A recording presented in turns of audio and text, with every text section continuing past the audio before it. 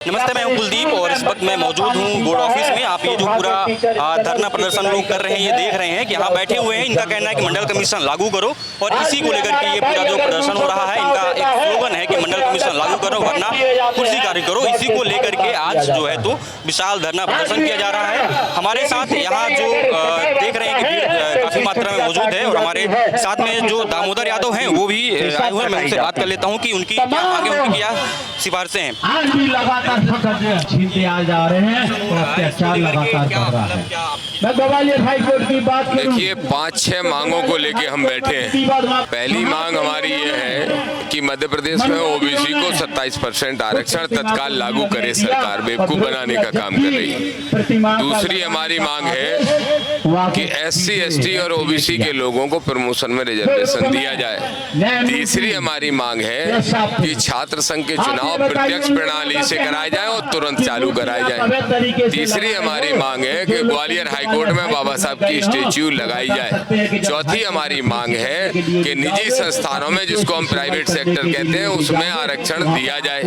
और छठवीं हमारी मांग है कि धर्म को धंधा बनाने वाले धीरेन्द्र शास्त्री, प्रदीप मिश्रा, नरोत्तम मिश्रा और अशोकनगर में कौन सा है, आनंदपुर ट्रस्ट, ऐसे जितने भी ट्रस्ट हैं, इन सबको सरकार अपने अधीन ले और निश्चित रूप से उनका संचालन सरकार धर्म विभाग के अंतर्गत करवाए, ताकि ये खुद की दुकानें जो लोग चला रहे हैं धर्म के नाम पे और हिंदुओं को परेशान कर रहे हैं, ये दुकानदारी बंद हो। इन मांगों को लेकर हम मुख्यमंत्री को ज्ञापन देने जा रहे हैं और अगर हमारी मांगें सुनी जाती हैं तो ठीक है, नहीं तो 15 दिन बाद की कोई तारीख अध्यक्ष जी तय करेंगे और फिर हम बड़ा आंदोलन करने का काम करेंगे। प्रदेश व्यापी आंदोलन इन मुद्दों को लेकर होंगे।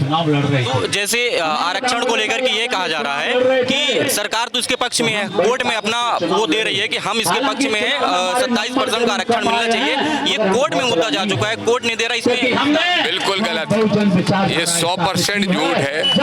सुप्रीम कोर्ट ने एक कमेंट किया था, मैंने भी देखा था। सुप्रीम कोर्ट ने पूछा था कि भाई आरक्षण देना चाहते हो तो कोर्ट ने कब रोका है, दे दो ना। तो रोका किसने है? असल में ये दोनों ही दल, भाजपा और कांग्रेस, पिछड़ों के साथ खो खो खेलते रहते हैं। कोर्ट का बहाना लेके हमारे हक अधिकार छीनते रहते हैं। लेकिन मान्यवर कांसीराम साहब के प्रयास से ही सही, लेकिन अब पिछड़ा जागरूक हो गया है। सरकार अगर आज चाहे तो आज आरक्षण को लागू करा सकती है। क्या कारण है कि सरकार कोर्ट में अपना पक्ष मजबूती के साथ नहीं रखती? क्योंकि सरकार दिलाना नहीं चाहती। और मध्य प्रदेश में तो 4 मुख्यमंत्री पिछड़े के बन गए। पिछले 20 साल से मुख्यमंत्री पिछड़ों के हैं। मध्य प्रदेश के चारों तरफ 5-5 राज्य लगे, सब जगह 27% आरक्षण है। मध्य प्रदेश में 14 है। क्या मध्य प्रदेश के 7.5 करोड़ में से 4.5 करोड़ लोगों के साथ धोखा हो रहा है? हम उसके खिलाफ लड़ रहे हैं। तो अब जैसे ये अगर मान लीजिए कोर्ट से मुद्दा, जैसे एक पक्ष कह रहा है कि हमारा मतलब प्रदेश में नहीं लागू होना चाहिए, सरकार अपना पक्ष रख रही है और जो मंडल कमीशन के विपक्ष में है, तो अगर कोर्ट मान लीजिए दे देता है तो सुप्रीम कोर्ट भी जा सकते हैं कि सुप्रीम कोर्ट में जाकर के वो फिर अपना वो करेंगे। तो अगर सुप्रीम कोर्ट ये केस पहुंच जाता है तब तो और विवाद हो जाएगा। कोई दिक्कत नहीं, किसी भी कोर्ट में जाएं, कोर्ट भी तो संविधान से चलते हैं, जो हमारे माए बाप बाबा साहब अम्बेडकर ने लिखे हैं।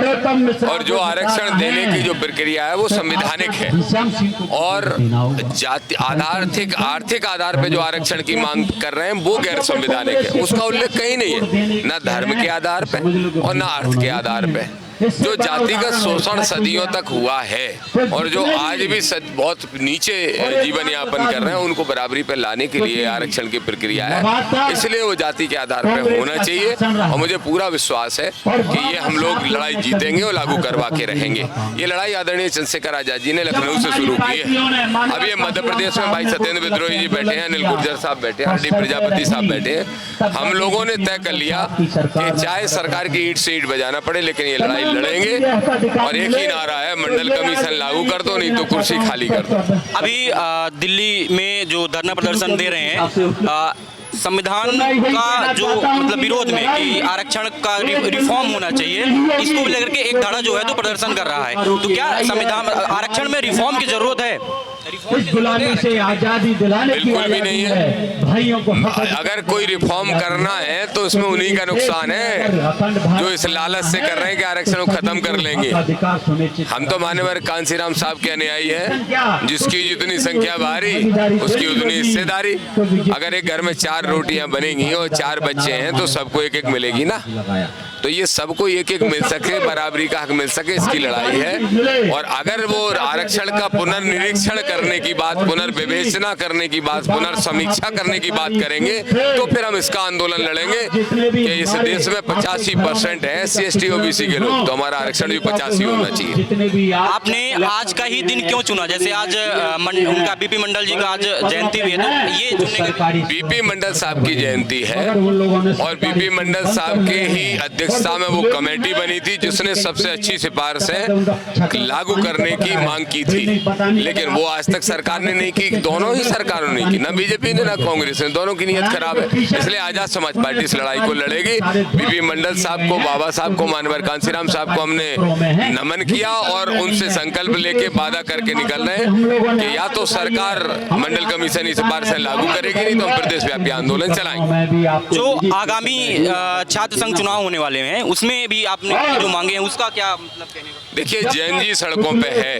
अल्फा भी सड़कों पे है, युवा सड़कों पे है। युवा समझ गया कि ये सब झूठे लोग हैं। छात्र संघ के चुनाव के माध्यम से गरीब घर के किसान के बच्चों को एक पॉलिटिकल प्लेटफॉर्म मिलता है जिनमें क्षमताएं, विरासती राजनीति को पे विराम लगाने के लिए और पार्टियों की मोनोपोली खत्म करने के लिए छात्र संघ के चुनाव ही एकमात्र रास्ता है। इसलिए हर हाल में होना चाहिए और प्रत्यक्ष प्रणाली से होना चाहिए, ये भी हमारी मांग है। ठीक है, हम भी उनके साथ हो जाएंगे। तो सबसे पहले जो तुमको आपने देखा, हमारे साथ दामोदर यादव जी मौजूद थे और ये पूरा उनसे हमने बात किया कि उनकी जो मांगे हैं, क्या क्या मांगे थी। उन्होंने अपना पक्ष रखा कि अगर हमारी जो मांगे हैं नहीं मानी जाती हैं तो हम और बड़ा प्रदर्शन करेंगे। और अभी ज्ञापन जो है वो CM मोहन यादव को देने वाले हैं। इस पूरे मुद्दे पर आपकी राय क्या है, हमें कमेंट बॉक्स में जरूर बताइएगा। और अगर आपने अभी तक द प्रेस हिंदी को लाइक और सब्सक्राइब नहीं किया है तो करना बिल्कुल नहीं भूलिएगा।